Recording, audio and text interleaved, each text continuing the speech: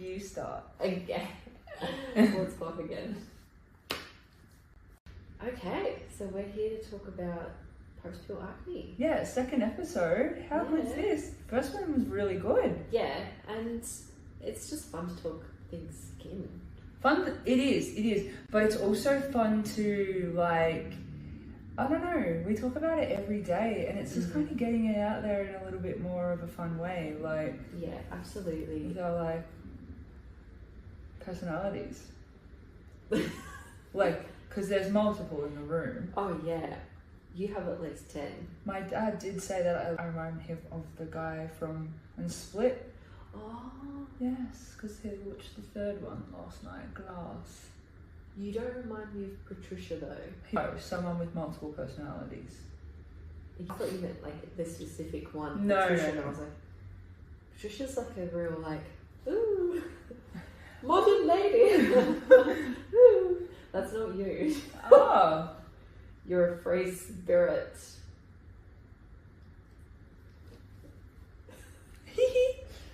Anyway, our week's been good, thanks for asking. We've been pretty busy.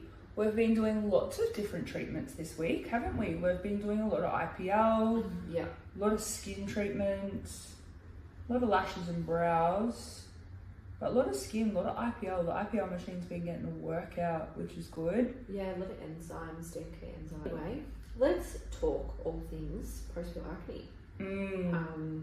You know, both of us have been on the pill, you know, most women or, you know, people have been on the pill in their life at some stage. So the oral contraceptive pill, we'll touch on a little bit, just like a little bit of a touch on the other contraceptions and how they affect the skin.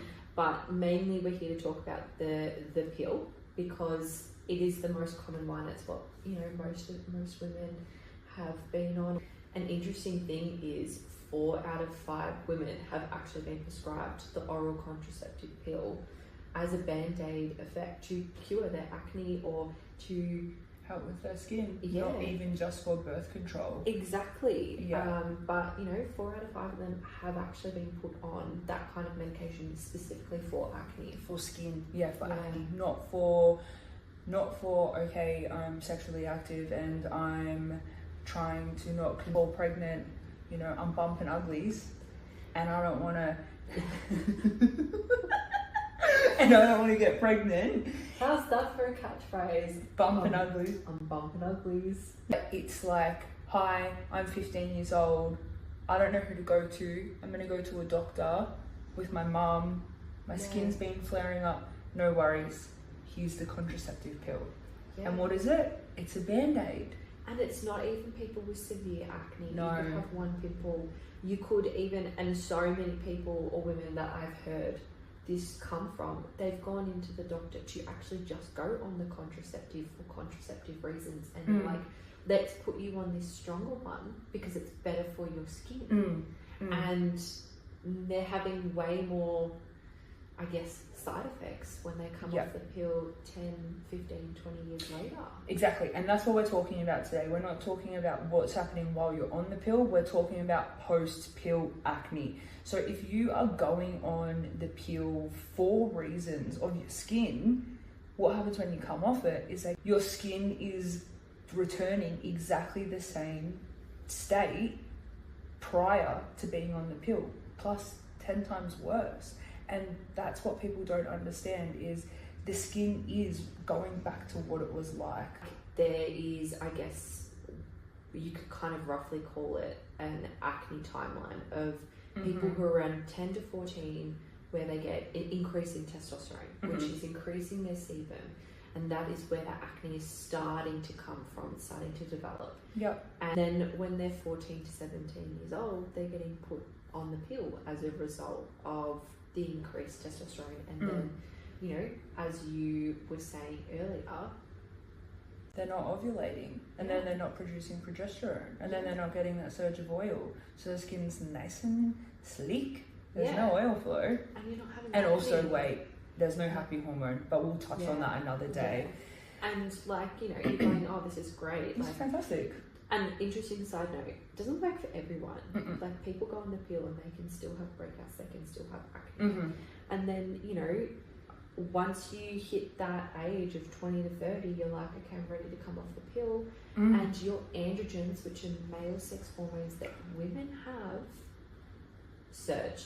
So when you're 20 to 30 years old and you're ready to come off the pill, you're coming off the pill and you're having a huge surge of androgens and sebum and testosterone and all the acne is flaring.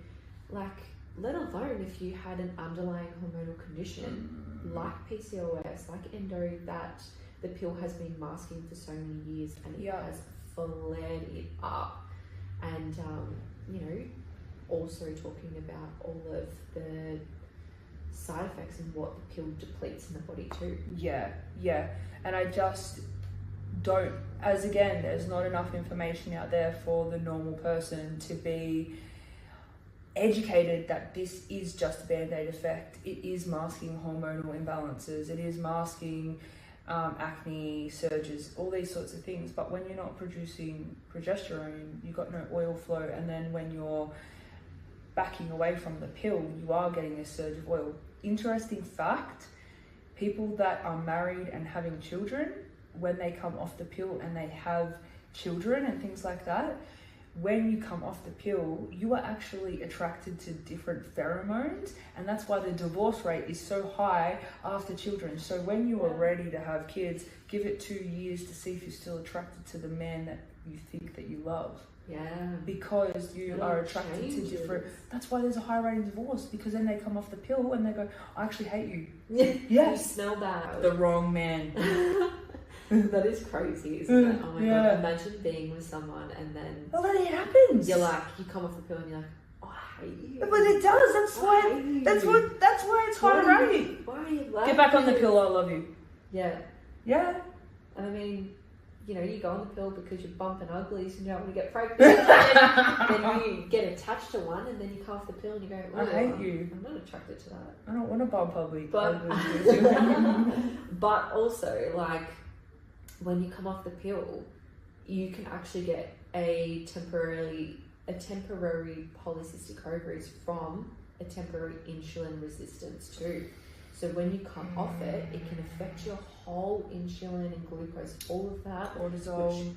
Which can then lead to a temporary polycystic ovaries. Yep. And you can, you know, and I will say, like, peak coming off the pill, peak time of when you are going through these symptoms, you're getting the surges, you're getting the acne, the inflammation, everything that's going on, it's anywhere from like that 3, 6, 9 month mark. And it's really, really common for it to be quite delayed from 6 to 9 months, even a year later. Doesn't just mean that as soon as you come off it the next week, it's going to be bam. No. It takes a while. Your whole body has to practically go through puberty again and regulate everything.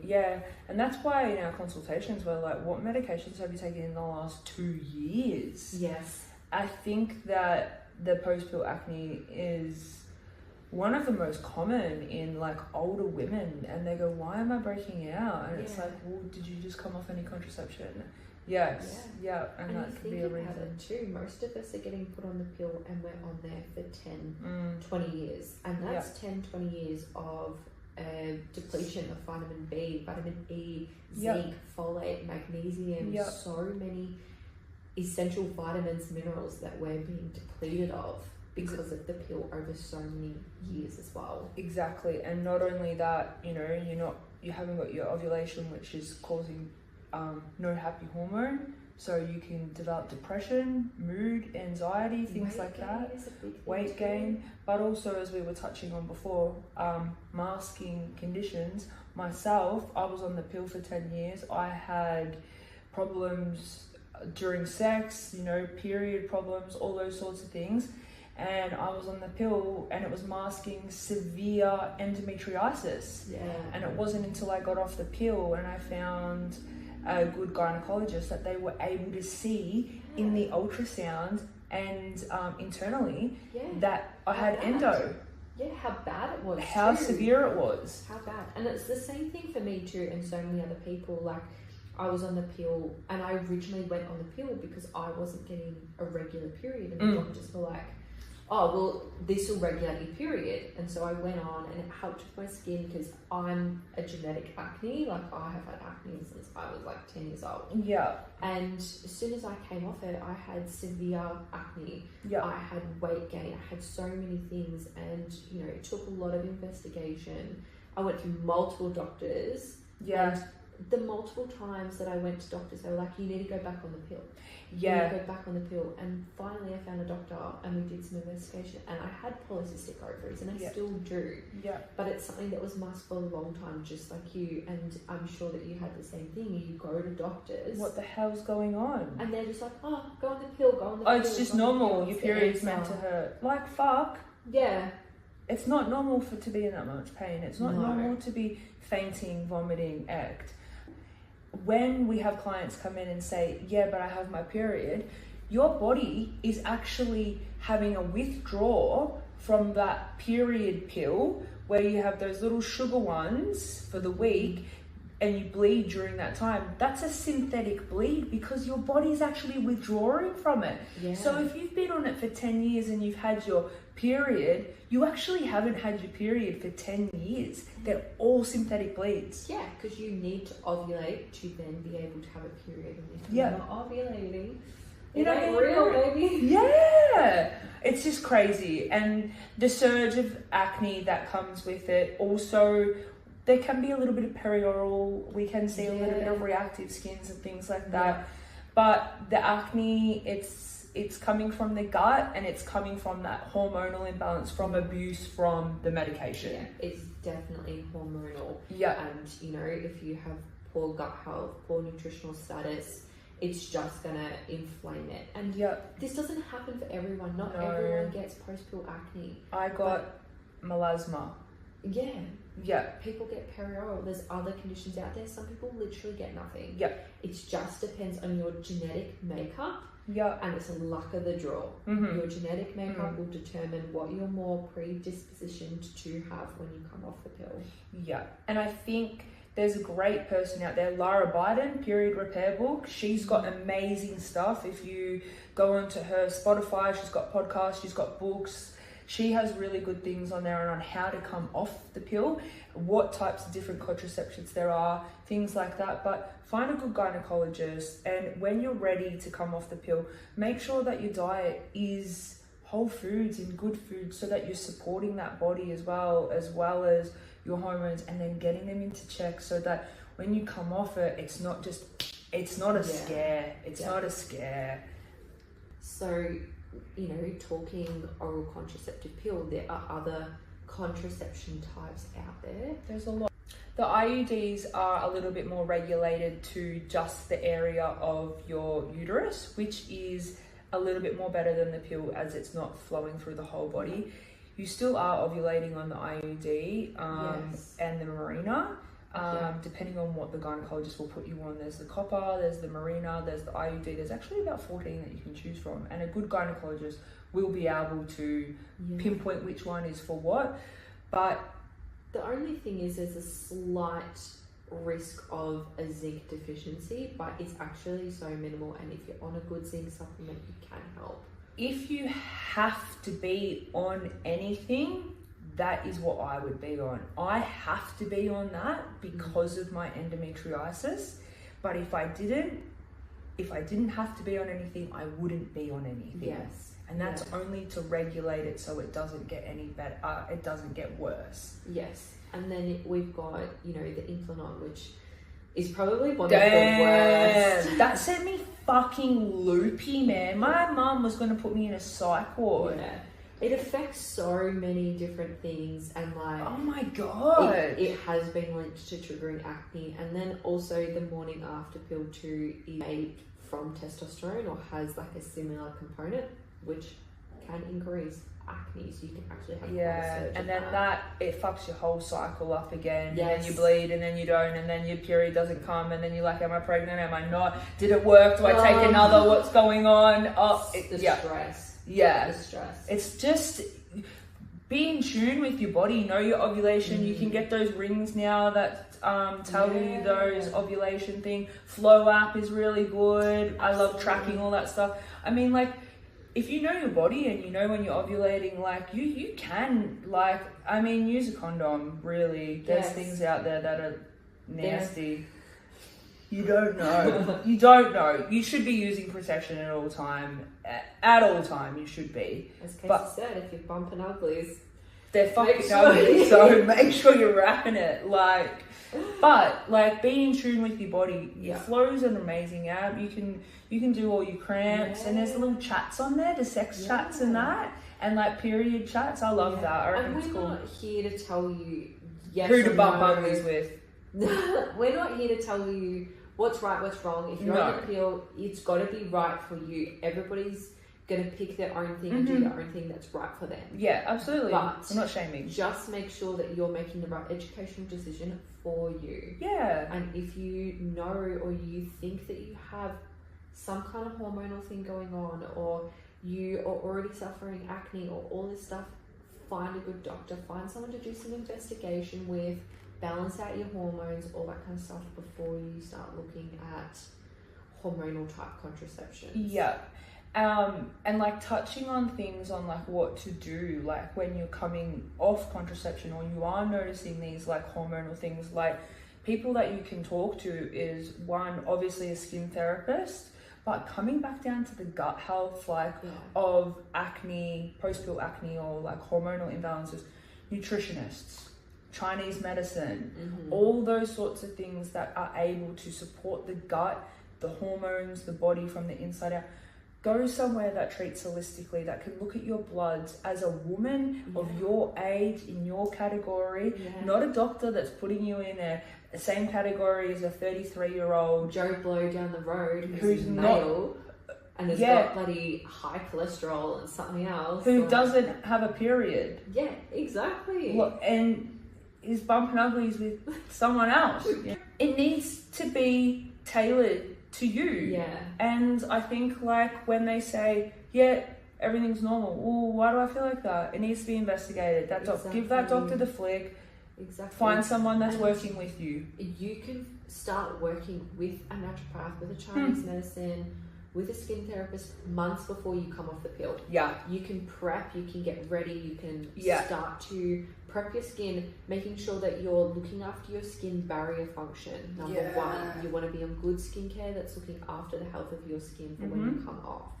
You want to be making sure that you're looking after your gut health, that you're lowering inflammation levels, and you're working with your naturopath or Chinese medicine, whoever it may be, to prep you, getting on the vitamins, minerals, everything for when you come off, you don't have such a surge, a freak out too. You're not feeling overwhelmed. You're not going, what the hell is going on? Why is this happening? And I think as well, like, yes, that can sound overwhelming and stuff, but starting with small things like diet, sleep, lifestyle, laying off the alcohol, the vaping, those sorts of things, and then easing into it, because coming off the pill, like, the mood will change as well. But if you're already prepping and you're already starting to do these things internally and lifestyle, like, that isn't costing you anything as well, then you're going to ease into like a better post-pill recovery. Exactly.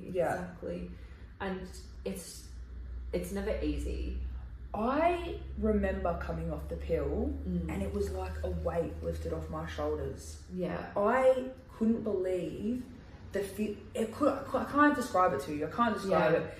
But it was like a weight. And I said to my partner at the time, I'm never getting back on that. And he said, I don't want to use protection. And I said, well, I'm never going back on something like that pill ever again. And there's been times where the doctors have tried to, because my endometriosis is so bad, but I refuse. Like, it doesn't sit right with my mind, and I don't want my skin to be the way that it is. And why do we as women always have to be the one who has to wrap your ugly? Or sort of like, you know, we're the ones who always have to take responsibility, and it's not like, you know, as simple as just wrapping it. It's like you have to take something that's changing your whole biological hormonal structure. It's affecting so many things. Yeah, and more women are coming out with severe PMS, PMMD, like just so many conditions. There's increased rates of endo, there's more PCOS, like depression, there's just more and more because people are being on the pill for longer and longer too. Yeah. And we see it so much with the post-inflammatory, reactive issues that happen when you come off the pill, whether it is acne, whether it's perioral, which is really, really common, whether it's melasma, like all of these things. Yeah. It's wild. It is. But I think like, have a little bit of a research, like, you know, antioxidant foods and things like that. But start from the gut, give your gut like a good nourishing diet, lifestyle.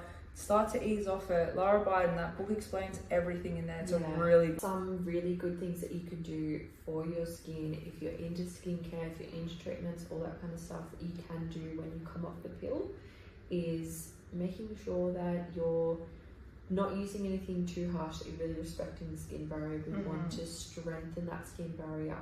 LEDs are fantastic to come in. We can actually put you under 3 different lights, like 3 clinically proven wavelengths, mind you. Blue light is fantastic, and it actually increases the oxygen around the acne causing bacteria and helps to shut it down. So you're not having so much of that acne causing bacteria in the skin. There's a lot we can do. Red is really good for healing. You know, red is great for getting everything fired up. There's skincare that's good quality too. Don't go and listen to random people on TikTok. Just go look at our last episode about ingredients. So some good ingredients that you want to look out for. If you've come off the pill, you're like, okay, I've done A, B, and C, I'm doing this, what can I do specifically for my skin? What do I use? Where do I go? What do I do? So some things that you can do, like sulfur masks are really, really good for helping the acne, reducing the inflammation. Things with beta glucan in there is really hydrating, really supportive to the skin barrier, and really healing. You want to be mindful of aggressive AHAs and BHAs. A bit of salicylic is absolutely fantastic for helping to clear out that pore. Getting in there kind of clears it out like a bottle brush, gets all that dirt and bacteria out, but you don't want to be overusing it and stripping your skin to the point where it is red and irritated. You want to make sure that you've got really good water and oil levels in the skin too. Don't be afraid of healthy oils too. You may get an oil surge, but don't be afraid of healthy oils because they're going to help protect that barrier so much. That's exactly what I was about to say. Like, acne still needs water and oil. Don't dry it out. You don't need to be over. People think like I need to exfoliate, I need to get rid of it. No, you don't. Paste on the face. And another things to avoid as well, as we were saying, vitamin C, the ascorbic acid in there actually can make acne more aggressive. So there is that. Usually oil soluble, and it can just, for some people, it can just exacerbate acne in some cases. And just be really mindful of over exfoliating, all that kind of stuff. Go to someone close to you who's going to look after your skin and make sure they've got good education. But seriously, number one thing, if you're coming off the pill, if you've got a surge of acne, if you've got so much oil flow, omega-3s. Because what was the omega to avoid? Omega-6. So there's actually a new study that's just come out with omega-6 is linked to inflaming polycystic ovaries. So, you know, omega-6 is great for the skin. We're not saying omega-6 is bad by any means. Lots of people need it. If you're eczema prone, it is fantastic. But when you are really inflamed, you've got a lot of oil, omega-6 can actually increase that inflammation. So omega-3 only is really, really good. I think as well, just getting on a good supplement. But going back, working with the Chinese medicine, don't think people realize that Chinese medicine actually take your blood. And then they'll be like, okay, it's kind of like biohacking. Biohacking your gut back to what it needs. Because you and I are not the same. No. Kinda. Same name. Similar. So it's about as similar as we are with the dog. What do you mean? Like, everybody's so different. We're about as similar as we are with the dog? Yeah. What? What I mean... what I mean is like, everybody's so different. And you might go, oh, well, they look the same, they're the same species, whatever, but you're so different. Yeah. We're as close as we are in genetic makeup as we are to the dog. Yeah. But yeah, that's exactly right. Like, coming back down to a Chinese medicine, they'll help to tailor the vitamins that you need in your body, like a biohack, to get you your supplements and everything that you need. So start off, as we said, gut, and go from there. But we just wanted to let people know that this is a band-aid effect. Coming back to the pill, whatever your skin was doing prior to the pill, it's going to do it after the pill. And a lot of the time, just briefly touching on this, a lot of the time when people come off the pill and they get that acne, they will be encouraged to go on other medications. And that's something that we can talk about in another one. Roaccutane, Accutane, doxycycline as well. And look, I do believe that there's a time and a place for some of these medications. Absolutely. But if you have 5 pimples and they're like, you need to go on Roaccutane, that's a whole episode. Yeah. That's a whole episode. Yeah. Key things like look after your gut health, seek professional advice with a naturopath, with a Chinese medicine, do some biohacking, look after your health. Exercise, sleep. Look after your skin barrier, make sure you have good quality products, you're getting some treatments. It will help so much with post-pill acne if it is something that you are suffering. You may or may not experience it. Everybody is so different. If you are currently experiencing it, go see someone, get it. It's never too late. No. And if you have come off the pill and nothing has happened yet, just still support yourself. Yeah. Still keep supporting yourself, because as we said at the start of the episode, it can take 6 to 9 months to come out. Exactly. Yeah. So I'm not saying like be prepared or be scared, but just be mindful. So that's our conversation on post-pill acne. Yeah. Very exciting. Hopefully you get some good information out of that one. But we're just here, we're just talking on the green couch, chit chat on the couch. Chit chat on the couch. We don't have a theme song yet. This is Lucy. Yeah. Just fit. She knows how to work it. Lucy. Say hello. This is Lucy. Yeah. And she likes to listen to chit chat on the couch and join in. She's got an emo fringe. Yeah, she's an alternative girly. Tonight will be the night that I will fall for you over again. Anyway, this is Lucy. This is our salon doggo. In a good episode. You guys have got to meet Lucy on our 2nd episode. More to come. I'm actually super excited. Yeah. I'm loving this. Let us know what you want us to talk about too. Yeah. If you've got any questions, if you've got any curiosities, anything like that, like just put it in. Skin, personal, machinery, literally anything revolving the beauty and skin industry, or anything about us, and but we hope you grabbed a lot of education from that one today. And if anyone's suffering with anything, feel free to reach out, contact us as well. We'll try our best to answer all your questions. Yeah. Till next time. Malaka.